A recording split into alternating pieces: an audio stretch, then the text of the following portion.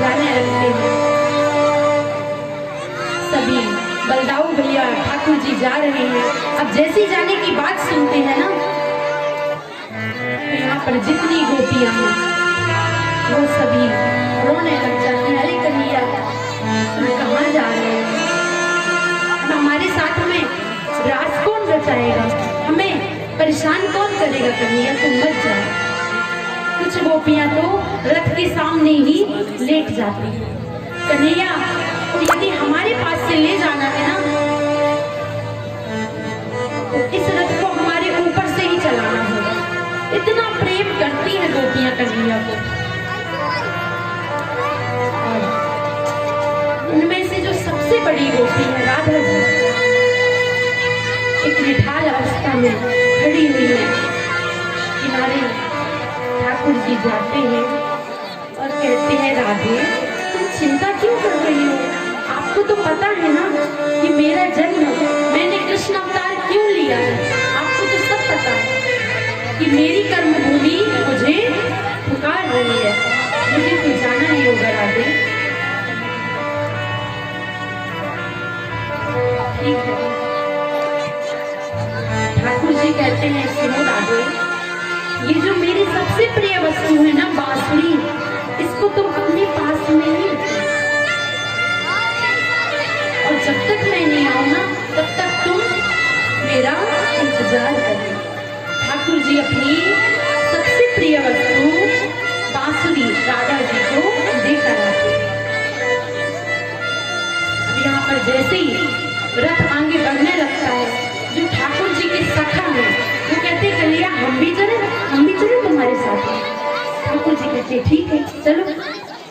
ठाकुर जी अपने रथ में उन बाल सखाओं को बिठा लेते हैं। जैसे ही बिठाते हैं, आगे बढ़ते जा रहे हैं।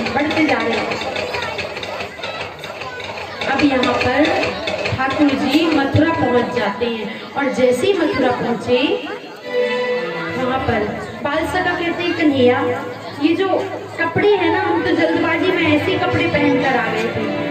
कन्हैया हमें कुछ वस्त्र दिलवा दो। ठाकुर जी कहते हैं, ठीक है। सामने से एक धोबी आ रहा था। धोबी को आता देख ठाकुर जी कहते हैं, भाई सुनो, ये जो कपड़े हैं ना, ये आप हमको दे दो। अरे क्या करोगे तुम इन कपड़ों का? मजाक उड़ाने लगते हैं ठाकुर जी। ठाकुर जी कहते हैं, सुनो, तुम्हारा इंतजार तो मैं राम अवतार से कर रहा था। ठाकुर जी उस धोबी से कपड़े लेते हैं। कपड़े चूंकि राजा के यहाँ के कपड़े हैं, तो सबके कपड़े एकदम ढीले ढाले हैं। और ठाकुर जी धोबी का यहाँ पर उद्धार करते हैं। कपड़े लिए, अब बोले ये तो बहुत ढीले ढाले हैं कन्हैया। सखा कहते हैं, ये ढीले ढाले हैं बहुत कन्हैया। ठाकुर जी देखते हैं, सामने एक दर्जी दिखाई देता है। ठाकुर जी कहते हैं, इससे अपन सही करा लेते हैं। कपड़े तो सही हो गए। अब क्या कहते हैं सखा, कन्हैया अब ना हमें एक माला चाहिए। ठाकुर जी कहते हैं, चलो तुमको बढ़िया माला दिलवाते हैं। ठाकुर जी ने बढ़िया माला दिलवाई। यहाँ पर ठाकुर जी कहते, और कुछ चाहिए तुम लोगों को? बोले हाँ कन्हैया, हमें ना चंदन और लगाना है। अब ये सामने ही